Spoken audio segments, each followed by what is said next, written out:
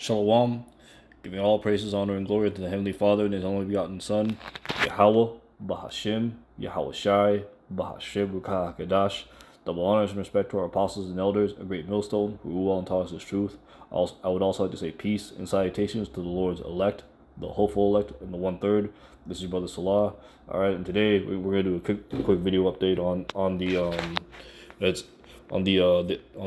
incident that's happening in Indonesia, right? So basically, right, there's riotings happening in Indonesia, and I'm gonna let this girl speak, and we're gonna get some precepts after that, But before we start the video, we're gonna open up with Matthew 24 verse 6. It says here, and you shall hear of wars and rumors of wars. See that ye be not troubled, for all these things must come to pass, but the end is not yet.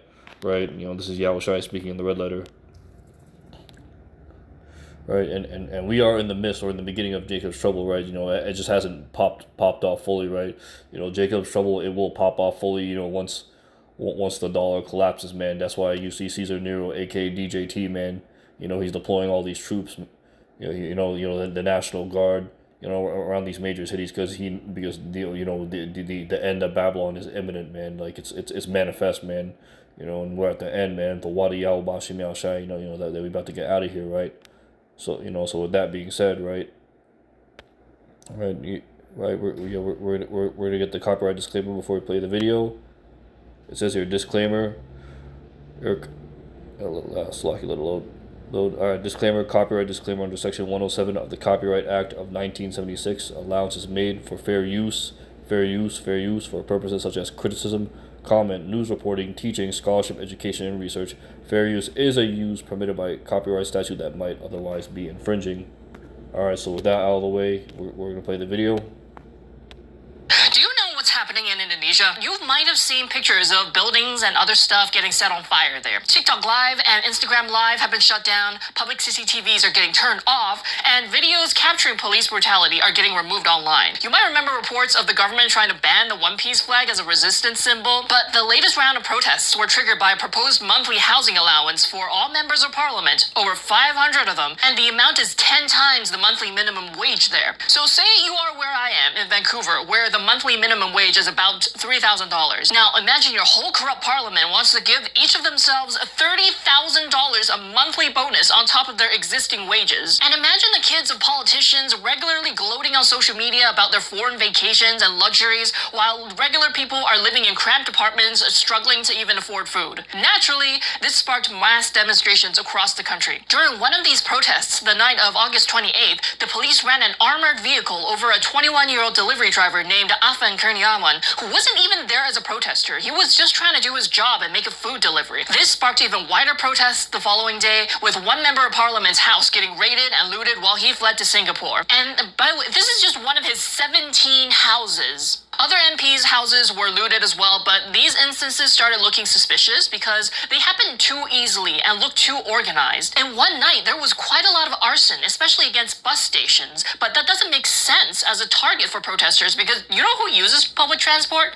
Poor people. So some are speculating that this kind of counterproductive damage is being done by provocateurs to set up an excuse for the military to crack down and establish a junta. The current president is a military general who has committed war crimes and has been eroding restrictions on military officers taking civilian posts. The military has already been deployed in certain areas, cutting off the electricity there and firing live ammo. So please, when you look at images coming out of Indonesia, remember that it benefits the government's agenda for it to seem like the whole country is burning itself down and needs to be whipped back into order. This is not the case. Every time there's a mass protest movement, the media always focuses on isolated instances of violence by protesters. They do this every time. But the real story is, and should be, the police and military using disproportionate and excessive force against largely peaceful demonstrators. They're throwing expired tear gas in train stations full of civilians, attacking universities where there was no sort of violent rioting going on. Indonesian activists and unions are demanding the release of detained protesters, an independent investigation into human rights violations by security forces throughout these protests, the end of military involvement investment in civilian security, emergency economic measures to prevent mass layoffs and ensure worker protections, and open dialogue with labor unions to resolve issues related to minimum wage and outsourcing. So please share this video and spread the word, because I am in real fear that the government there might impose a total crackdown. Foreign attention is the only way to shame them into hesitating. Do you know? All right. So we're gonna get Slocky. We're gonna open up a new tab, and we're gonna get.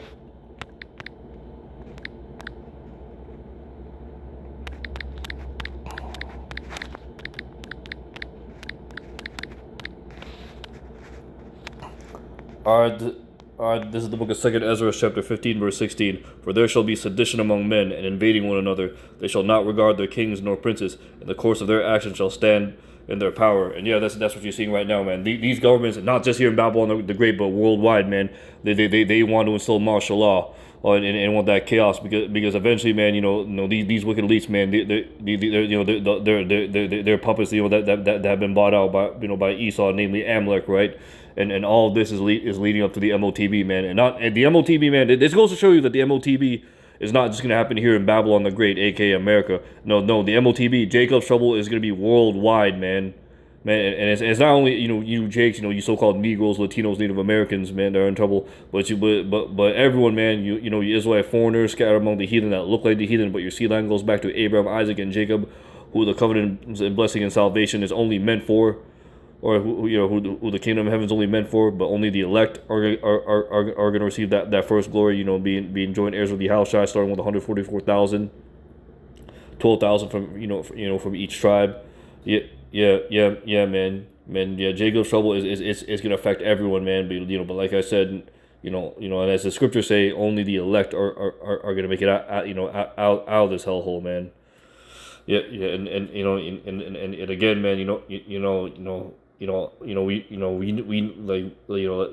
we also know that Esau, Edom, this devil, man, he bought out the leaderships of these countries, like Singapore, the Philippines, Japan, South Korea, but soon they're all gonna join with BRICS, China, Russia, India, man, and they're all gonna turn on Babylon the Great, man. You best believe, Yahweh Bashim Yahushai, man, he's getting ready for that third woe, right? So we're gonna get the next precept.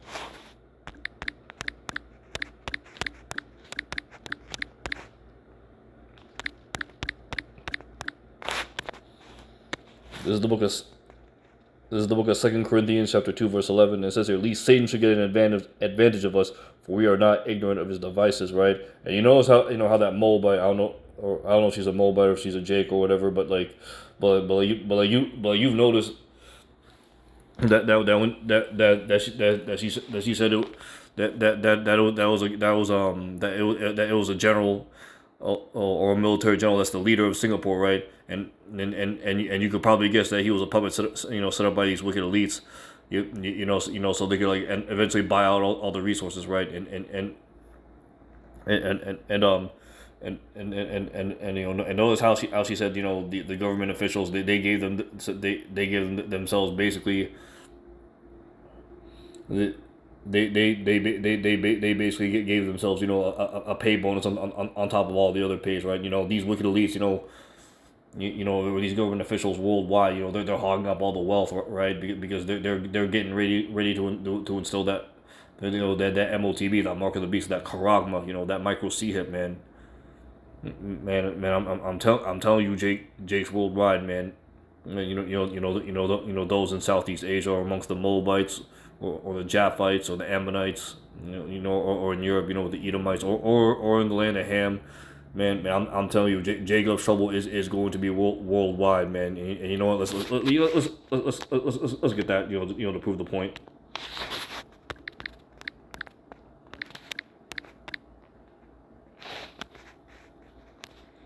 This is the book of Jeremiah, chapter 30, verse 6, and it says here, ask ye now and see whether whether a man doth travail with child. Wherefore do I see every man with his hands on his loins, as a woman in travail, all faces turned into paleness? Alas, for that day is great, so there's none like it. There is even the time of Jacob's trouble, but he shall be saved out of it, and that he is gonna be the elect of Israel, man. And that great deliverance is going to be here in Babylon the Great, aka America. The 2/3, man, as pertaining to the book of Zechariah, they're going to die on this side, while the 1/3 they're going to make it to that fire, man, and they're going to get beamed up, man, and the elect, man, that mixed multitude, man, they're going to get beamed up around the world, worldwide, man, as pertaining to the book of Revelation, right? So Yahweh Bashim Al Shai, man, he's already setting up the stage. Here's verse 8. For it shall come to pass in that day, saith the Lord, Yahweh Shem Yahshua Sabbath oath, meaning his armies, that I will break his yoke from off thy neck, and I will burst thy bonds, and strangers shall no more serve themselves of him. And that strangers talking about the Israelite foreigners, man, under this wicked rulership of Esau, Edom, man. And eventually, man, yeah, the Lord Yahweh Shem Yahshua is coming back. To save his elect, man. Once Esau, eventually rolls out with this MOTB, right? But you already see the signs happening, right? And once this economy collapses, right, which is very soon, man, because right now you're hearing talks of of other countries, BRICS. That's why Caesar Nero Trump, is attacking Venezuela, with the bombings of the ships off the coast, man. These countries, man, they are planning to drop the U.S. reserve currency, which is the petrodollar, man.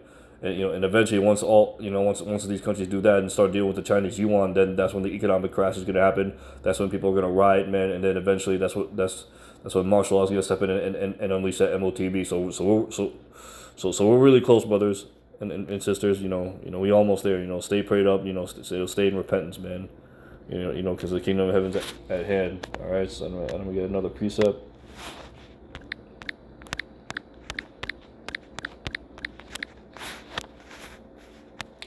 This is the book of Romans, chapter 13, starting at verse 11, and that now knowing the time, that now is high time to awake out of sleep, for now is our salvation nearer than we believed, and we right at the door, man. We just waiting for for one more bad scenario. To happen, to basically, kick off Jacob's trouble in full blast, man. You're gonna see a bunch of riots, here in Babylon the Great, just happening everywhere. It's gonna be an everyday occurrence, man. You're gonna see motherfuckers, invading, invading one another's, killing, robbing, stealing, raping one, women and women and children, man, and some men, because it's gonna get real fucking nasty out here, man. I'm telling you, Jacob's troubles is gonna be like a time like never before, man. Man, the Lord Yahweh Bashim Al Shai, he's saving up his anger for that day. You best believe, man. Man, that's why we gotta get ready. Verse 12, the night is far spent and the day is at hand. And the night's talking about this kingdom, and the day is talking about the kingdom of heaven, which is to come. Let us therefore cast off the works of darkness, and let's put on the armor of light, pertaining to the book of Ephesians chapter 6, talking about the armor of God, or the armor of Yahweh. Let us walk honestly as in the day, not in rioting and drunkenness, not in chambering and wantonness, not in strife and envying, right? Basically, right, for us to be in repentance, right, we gotta put off that old man, we gotta put off that old mindset, that childish, worldly mindset, man. And when we gotta stay locked into Yahweh Bashim Yahshai, man. We gotta remember his sacrifices, man. His blood, basically covers the elect. That ultimately, seals the victory, for Israel, right? All right, so we'll go into the book of Revelation.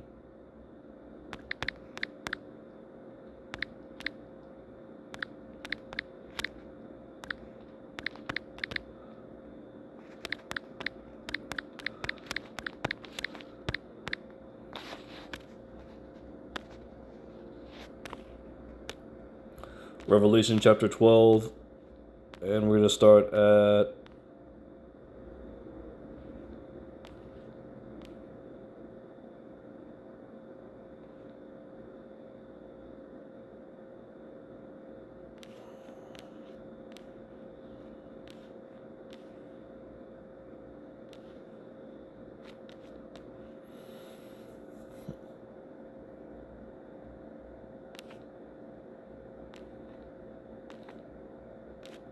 Yeah, yeah, so we're gonna read.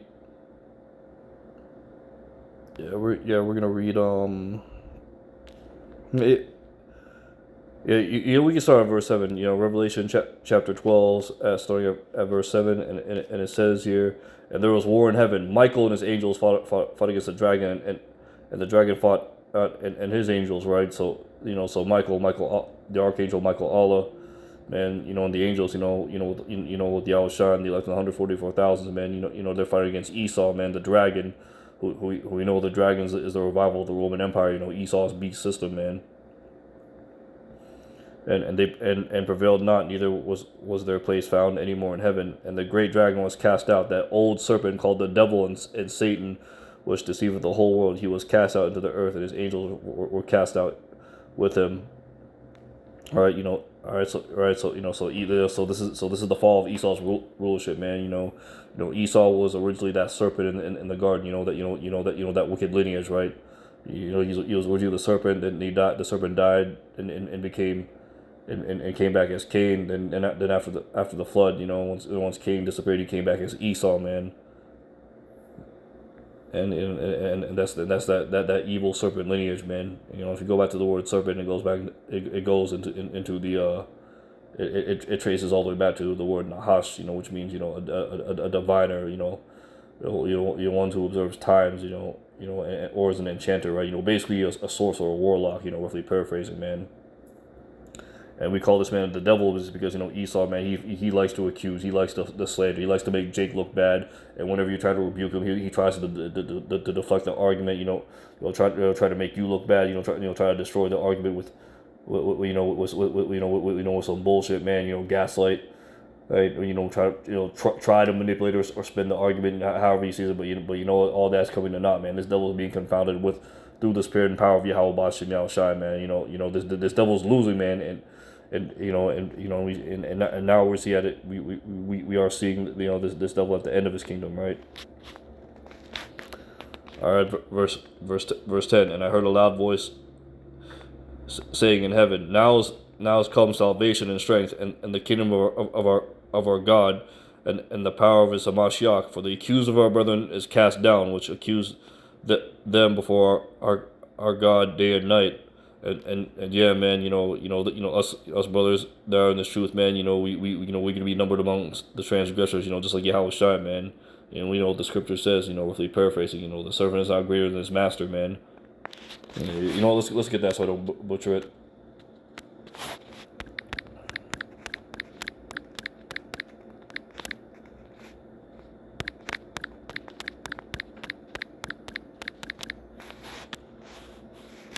This is the book of John, chapter 15, verse 20. It says, remember the word that I said unto you, the servant is not greater than the master, that is not greater than his Lord. If they have persecuted me, they will also persecute you. If they have kept my saying, they will keep yours also. And I believe, let me see that, this in the blue letter. I want to check something.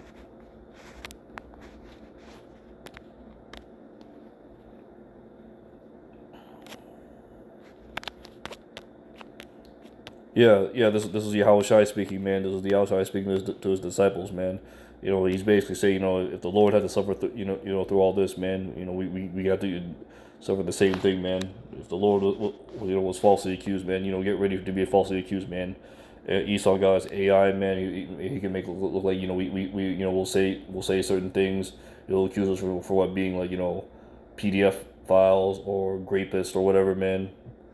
Man, that's just something that we got to endure, man. That's why Yahweh Shai said, he that endureth unto the end, the same shall be saved, man. And Lord willing, we be part of the elect. All right, all right. Jumping back to Revelation chapter 12, that speaking about verse 11, and they overcame him by the blood of the Lamb and the word of his testimony, and they loved not their lives unto the death. Therefore rejoice ye heavens, and ye that dwell in them. Woe unto the inhabitants of the earth and of the sea, for the devil, Esau, the so-called white man, and obviously we know it's not all white men, but it's talking about the lineage of Esau, Edom, that wicked serpent, right? As you read further up, is come down unto you having great wrath, wrath, because he knoweth he hath but a short time, right? And not only is is Esau coming down, but he's putting he's sending out his puppets, right? In these other nations, to come down with great wrath, right? Because ultimately, Yahweh Bashim Yahushua, harden Esau's art, Salakia art. The Yahweh Bashim Yahushua, he hardened Esau's heart like he did with Pharaoh, so we could eventually, roll out this MOTB, which is exactly what the Lord wants. So the Lord can eventually, ultimately, take this fucking devil down along with the rest of these heathen nations, and put them into captivity, right? And only the mountain of Zion, man, is gonna stand. The government of Israel, man, starting with 144,000. Under the authority of Yahweh Bashim Al Shai, King David, and the 12, and the rest of the 144, man, and the mixed multitude that's joined unto them.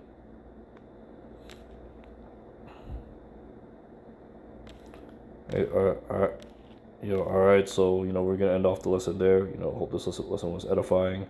To you Akim and if you Akwath. And with that, like I say, call Halayim La, Abanawa, Yahweh, Bahashem, Yahweh Shai, Bahashem Rukah Kadash. Double honors and respect to our apostles and elders, the great millstone who will tell us his truth. I also like to say peace and salutations to the Lord's elect, the hopeful elect in the 1/3. This is Brother Salah, and with that, I like to say Shalom.